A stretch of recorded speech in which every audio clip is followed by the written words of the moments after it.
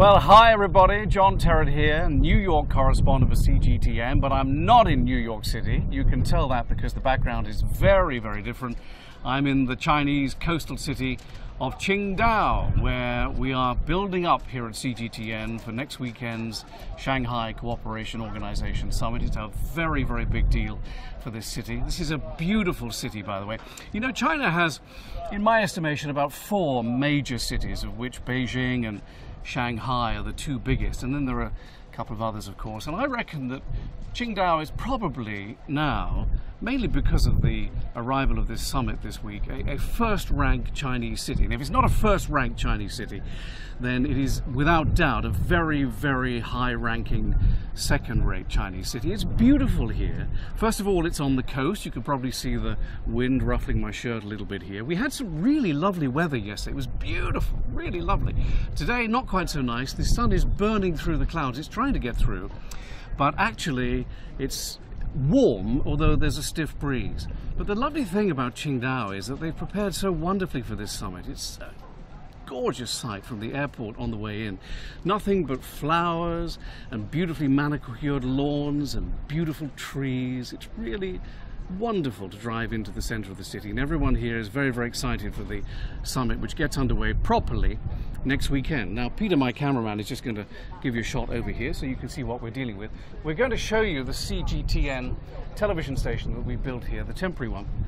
But it's on the bay, it's on the water, and what you're looking at, I think, at the moment is where the summit will actually be held. That's the conference center over the small bay. You might be able to pick out, I'm not sure, the Olympic rings which are just there. And that's because Qingdao hosted the sailing event during the 2008 Olympics when they were held in Beijing. So that's where we are. I would also like to point out one other thing. I don't know whether you can see, there's a beautiful lighthouse over there, and Elaine Reyes, who's one of our presenters, when Elaine is on the air, you can see the lighthouse right over her shoulder. It's a beautiful sight. Now, let me show you around this complex. Basically, CGTN has spared 0 expense to cover this summit coming up next weekend, and you're going to see in a second what I like to call a huge garden shed that we've constructed here on the other side of the bay so that we can cover the event with many television programs during the day. Now, how do we get television programs out? One way, of course, is to use the internet, which I'm talking to you on at the moment, but that's not very reliable. It's okay, don't get me wrong, it's good enough for something like this, but if you're broadcasting 4 or 5 or maybe even more major news programs every day, you want one of these. A satellite dish, and so we have satellite dishes parked in the car park here. These trucks are amazing pieces of kit. They're used by television broadcasters all over the world, and what they do is they send a very, very high quality HD signal all the way up to a satellite in the sky, and then comes back down to our headquarters in Beijing, and that way we can guarantee getting really good quality pictures to you at home. Now, before we enter the garden shed, I want to show you a poster that we have on the side here. To me, this is very interesting. I don't know whether Pete can get a shot of the whole thing, but basically it tells you, this is the sign here. It's the media center that they've constructed for all CGTN and CCTV television and radio programs. And this is the way it works out. You see, you watch, and we're currently broadcasting on the multiple websites associated with CGTN, China Global Television Network. But in China, the company is known as CCTV, and indeed our Mandarin channels are here, Channel 4 and Channel 13. And they're kind of very, very similar to CGTN, but they're branded as CCTV, China Central Television. Also here with us in the media center, China National Radio, and my personal favorite, for which I have a little story to tell you, CRI, China Radio International. Now, this radio station has been on the air in English since 1947. It started in a cave as Chairman Mao and the others were approaching Beijing. It became known originally as Radio Beijing, no, Radio Peking initially. I remember as a boy listening on shortwave, there would be a man saying, "This is Radio Peking." We'd all go, "Oh, it's Peking, how exciting." Then they changed the name to Radio Beijing, obviously when they changed the city's name. And then 10 years after that, they changed it to China Radio International. And I was fortunate to visit the studios last time I was in Beijing back in October. It's a very historic place. They actually have the microphone in a little museum there that Chairman Mao used when he announced the creation of China back in 1949. Anyway, follow me into the garden shed now. Beautifully painted, as you can see. No expense spared here at CGTN. And we're just going to get Peter to glance into our first studio here. This is the one that we call CCTV 13. Now, they're not operating from there at the moment, but they will be later on. You see the studio in the backdrop. Not bad. But I'd like to show you the CGTN studio, and I'd like to introduce you to our two star anchors. There's a little step here. Be careful, Peter, as you step down, and then step up again to get in. Okay. So have a quick peek in there. This is the control room. Nobody wants to speak to Johnny in the control room, unfortunately. So we won't be going in there, but that's where the director sits and the producers and all the people who have the decisions to make about putting the program on the air. But this is the exciting bit, okay? Here we are, CGTN, China Global Television Network. And they appear to be doing another interview, which is a pity. But if you come in, you can see the studio. Here we are. Hello, Elaine. How are you? We're doing an interview. You're doing another interview. You're live on Facebook Live as well. Say hello to our viewers. And this is Solier. Hello. So we're doing another interview. We're doing an interview with Qingdao TV. They want to Qingdao local television. This is my first time here. Oh, is it? It's not my first time here. I've been here before, but yeah, but you're probably not interested in what I have to say, right? This is my first time. So. What do you have to say about Okay. this Well, city? how much longer are you going to be? Because we're live. We need to speak to you guys. Yeah, Just the 5 minutes. Yeah. Okay. Make it 4, and you've got a deal. Off you go. So. This is the studio then. If you have a look over here, you can see some of the cameras that we have. Some of them are on tracks. This one here actually has a large weight on the end so that it is able to come up and down and give a very smooth gliding shot. And then over here we have 2 more cameras which pick out Elaine and Solier.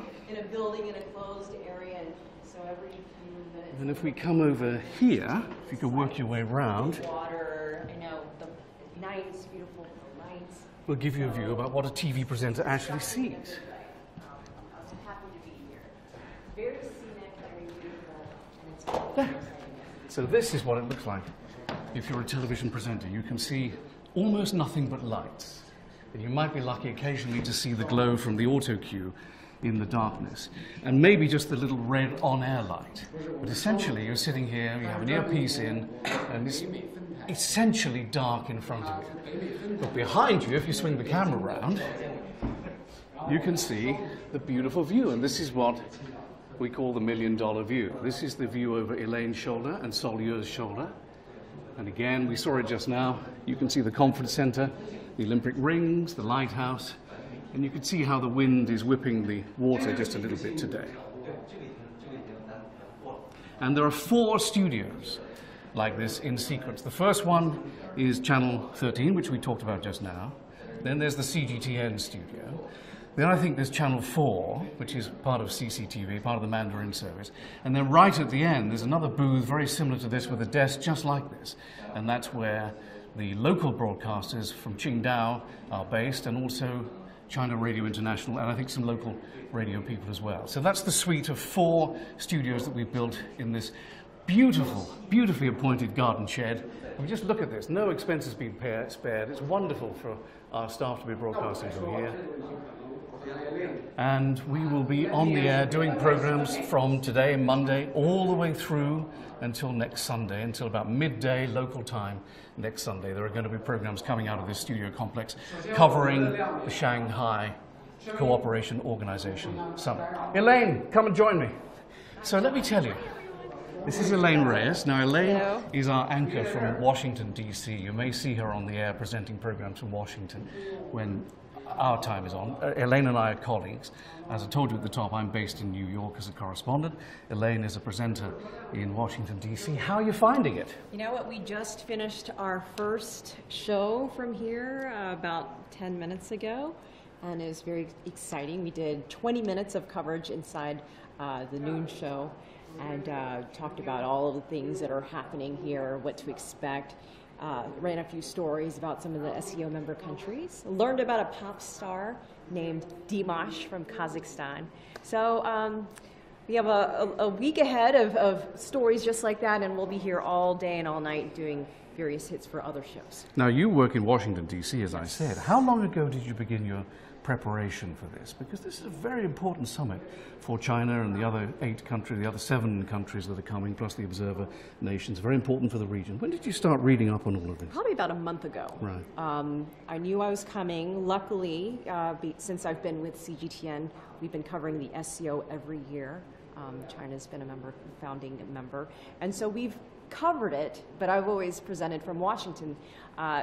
We've talked about it, I've done interviews about it, but to prepare for this year's summit and the issues that will affect this summit here in Qingdao, I started reading up about the lead up, how long it's taken India and Pakistan to become full members. They started, I believe, in 2015, started the process of applying to be full members of the SCO. So this is a big year with this expanded grouping representing over half the world's population. And how difficult is it when you are a presenter, as you are an anchor, to fly in somewhere? You flew for 14, 15 hours. You come to a completely strange location where you're not used to broadcasting from. What challenges does that present to you? First of all, just on a very personal level, just try to get on the schedule. It's exactly 12 hours, so I think that adjusting the 12-hour time difference is easier than, say, when I have flown to Europe before, or when it's like only a short amount of time, like 6 hours to me is really difficult for some reason, but 12 hours. But just really taking in the sights of what this city has. Just paying attention to all the I noticed all the banners driving. It's beautiful, in the airport. Isn't it? It really is. They're ready to hold this summit today. Yes. They can, because everything's ready. Yes. Everything's ready. So, yeah, it's just really immersing yourself in the place you have to, report from. Yeah. And how many programs will you be doing every day? 3 a day. Oh, wow. So the noon show, the Biz show, we'll be doing some stuff for the Biz show at 4 p.m. Beijing time. 4 a.m. Washington, D.C. And then for Asia Today, 7 p.m., we'll be doing inserts. Okay. And so what's really great about, just the amount of time you're spending. This is the studio where we are now, this indoor area. This is the day shows. Oh, okay. So there's one for the evenings? So for the evening shows, we move outside. I don't know if you could see, it's kind of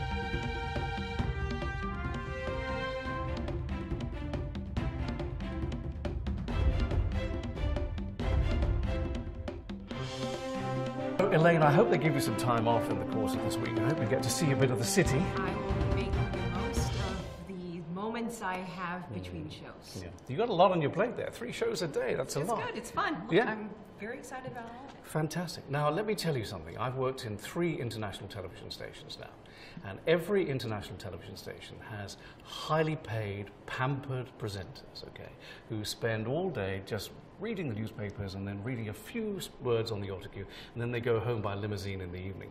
And I'd like to introduce you to one right now, our own version of CGTN. Do they live like that? I don't live that. I should have been like that. Yeah, where? I don't. Where's my limousine? I've seen you arriving in a limousine, and I know that there's someone there providing you dropping grapes into your mouth. And We so walked on. all the way here. Actually, it's true. You probably did walk all the way here, and that's because the hotel's not too far away, and the Yes. weather is And perfect. it's a nice walk. I actually enjoy it. Yeah. In fact, this is Sol Yue, by the way, who is our star anchor in Beijing. In fact, you're the chief anchor, aren't you? Okay. Yeah. Okay. I'm a modest person. He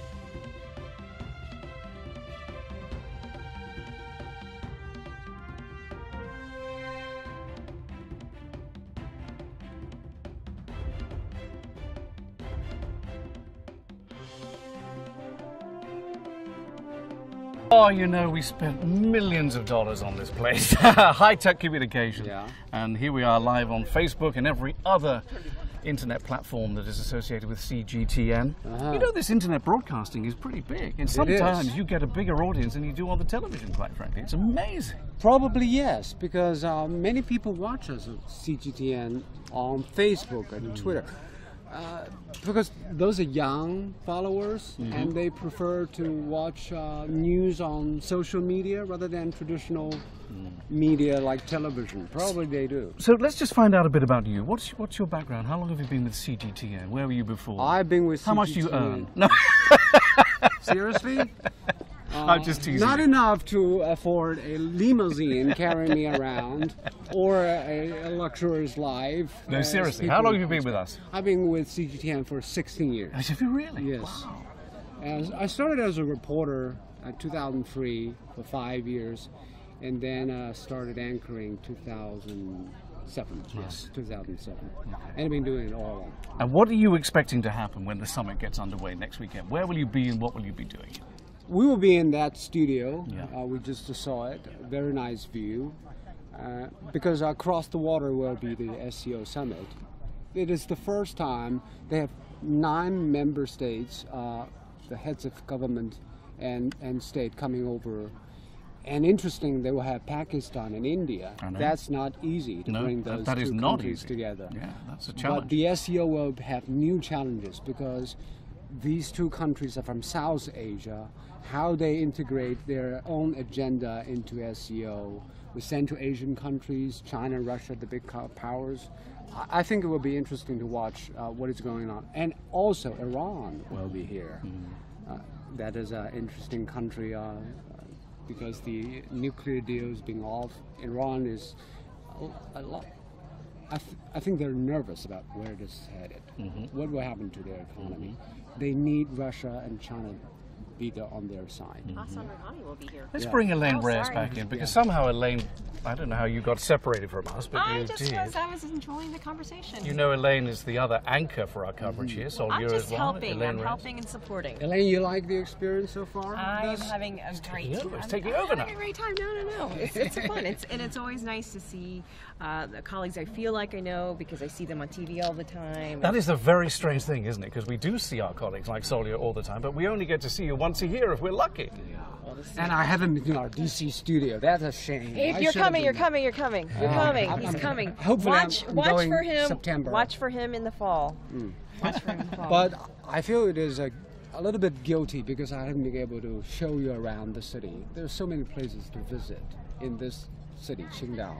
But we've been busy working. Well, that's because you two are cooped up here at the broadcast center. I, on the other hand, as a correspondent, don't tell me. Don't show I off. have been to the mineral water company, to the beer company, and I'm about to take part. You've been doing all the fun things. Martial arts, exactly. Why didn't you guys bring me back? I asked for a bag of beer. Who's doing the planning Where's my for beer? everything? I drank it. Well, it was getting warm. You don't want warm beer. People should know that Qingdao beer is probably the best, according to the Chinese. I think it's very nice. The thing is, I started a piece that's going to start running on the station later today by presenting a bottle of export Qingdao and saying, look, you go into any Chinese restaurant in the world and this is what you're going to get. Have you been drinking from plastic bag, those kind of beers? Well, we tried to, because there seems to be some confusion about this, because when we came here, we thought we would do a story about Chinese people in this city drinking beer from the plastic bags. And we filmed them having their bags filled up, the clear plastic ones, and some more expensive ones with a logo on. But they prefer the plastic bag ones. Yeah, they do. But we couldn't find anybody who would admit to actually drinking from the bag. Because that takes skill. It takes skill. Not everybody can do it. They don't want to look dumb on TV. No, so it looks as if they buy the beer in bags, take it home and put it in a cup like anybody else does. But did you drink it out of the bag? I tried. The closest I got was the bartender punctured the bag and the beer spilled into the glass. Did you regret doing it? Did you regret doing it? No. The only thing I regretted was I don't know how I made it back to my hotel. Once you pierce the bag, you have to finish it. Right? Well, no, but that's the thing. If you cook a bag of beer, you have to consume it in a single day. Yes, but you just put the whole just above the beer line and then tip the bag a little and out it comes through the hole. It needs coordination. I don't have. You cannot be clumsy to do like it. It'd fall on my head. All your face. Oh, it'd be bad. But later in the next 24-hour news cycle, you're going to see this play out on CGTN, and you'll see that they really do here. It's a local custom. No one really knows how it started, but it's a local custom. They take their beer home in a clear plastic bag very often, and then what they do after that is up to them. Anyway. So that shows how Qingdao people are very carefree people. Well, I believe it started when the economy was very bad here. It was a cheap way of transporting beer, an easy way of transporting beer. But now as things have got better, you're right. They can't give it it's up. the economic way of carrying beer around. Yeah. yeah. But Qingdao beer, Qingdao beer is anybody, anywhere in the world who goes to a Chinese restaurant, they ask for a beer, they know that's what they're going to get. And I have to say it's very tasty. Anyway, that's enough of a plug for them. Best of luck. I hope it goes really well. Thank you, Seriously, John. have too. much fun and great success. And It's hope our lovely to audience see will you. enjoy it. I'm sure they will. I think you're going to get unparalleled coverage here on CGTN of a summit that Hopefully so. is gaining increasing importance in the world today because of the region that it deals with. So, Solier, You're right. Elaine, All right, John. thank you very much. Have fun. I'm John Terrett. Have fun. Thank you. Have a good day. I'm John Terrett, New Yeah. York correspondent with these two. Give them a hug. Signing off. Bye for now. From Qingdao. And Cut. all the way through, right? Okay.